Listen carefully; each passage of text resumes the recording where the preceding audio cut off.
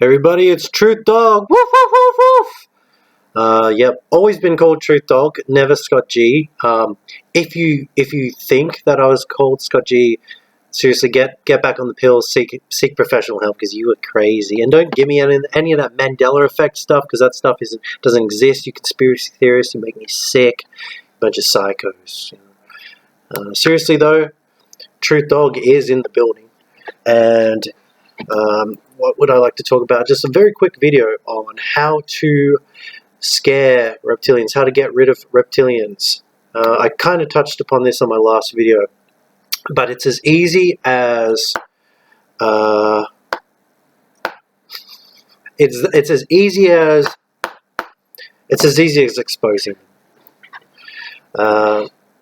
And you don't have to do this directly. I'm just going to run through a couple of experiences I've had with reptilians, and you can call them narcissists, sociopaths, psychopaths, all basically the same thing. There are all these people are generally born bad. There are instances, especially with sociopaths or narcissists, or even psychopaths, where someone could start out, could be born good and eventually be turned bad through just upbringing and social circumstances and all that stuff. But those are in the minority. It's very, very, very hard. It takes a lot of trauma to turn a good person bad. Generally, these people are not even born human. They are born reptilian, and thankfully, because reptilians own the world and the hospitals, they are afforded the technology at birth to look human. And that's absolutely 100% fact. You should look up reptilian babies on YouTube.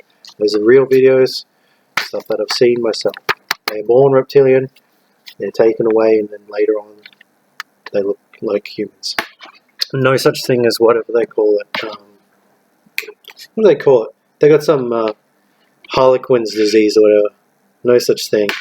It's reptilians.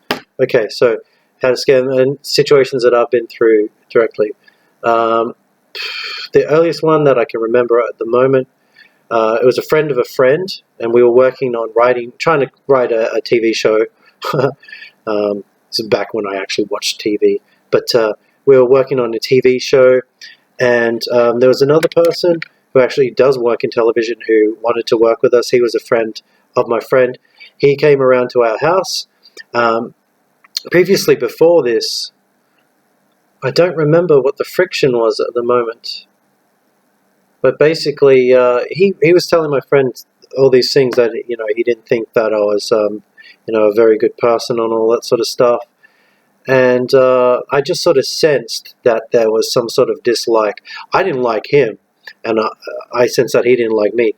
But it was more, from my perspective, there were reasons to dislike him. He seemed completely fake and treated me very differently to most people that I saw him interact with, which is how a psychopath or a narcissist reptilian will treat an empath or a real person. Because they know, even if you don't know what they are, they know what you are. So if you have light in your eyes and you have, Spirit of God in you and all that sort of stuff, they hate you. They can just feel it. They may not even be conscious of exactly why they hate you, but they hate you and you hate them. And so that's the kind of situation it was where I felt like that. So he came over to work on a TV show, and my friend was in the laundry doing the washing, putting some clothes through or something. And so I had a chance, it was awkward, but to interact with this guy while my friend was out of the room. So I just said to him straight, because I'm a very honest, open person, professional and all that sort of stuff. I said, I know that we don't really get along too well, but I think for the sake of the project and everything, let's give it a really go. And I'm willing to put everything in the past and all that sort of stuff. So I just sort of laid out how I felt about it. And he was like, yeah, okay, yeah. Then when my friend gets back in the room, he suddenly is like, I can't, listen, I have to go, okay? I just have to go. And she's, I've already said this shit. And she's like, what's wrong, Well, what's wrong? And like, I just can't be here with this person anymore. And she turns to me and looks at me like, what have you done? And I was like, I didn't do anything. I didn't do anything. I was trying to be nice and trying to like acknowledge that things were awkward and like be like, no, that is cool and all that stuff. And he's like pretending to cry and like, I don't want to see him again. And so that was really messed up. But basically, I never had to see this idiot again. Never had to deal with him again. And thankfully, as time went on, my friend started to see him for who he really was. And so that all worked out. But basically in that situation, this was before I even knew what psychopath really was. All I was doing was being myself and being confident and being open and emotional, and scared the hell out of him. And so he was out of there. Another incident that I've experienced with a reptilian is when I was unemployed, and I was assigned one as my job agent, and they were generally pretty good with me on unemployment. I only ever really had to speak to women, and generally empathetic women. But they threw me a curveball with this dude, and he was a douchebag supreme, Freemason daddy, reptilian daddy. Had all like the Masonic rings and crap, and just like that real negative, hateful vibe, dead-eyed asshole vibe. And so he really tried to intimidate me, telling me, you've been unemployed he starts, I know the spiel when someone's trying to manipulate in that situation. So you've been unemployed for blah, blah, blah months and blah, blah, blah, and creating a narrative where I have to feel like, oh yeah, I am nobody, I'm a piece of crap, I'll do whatever you tell me.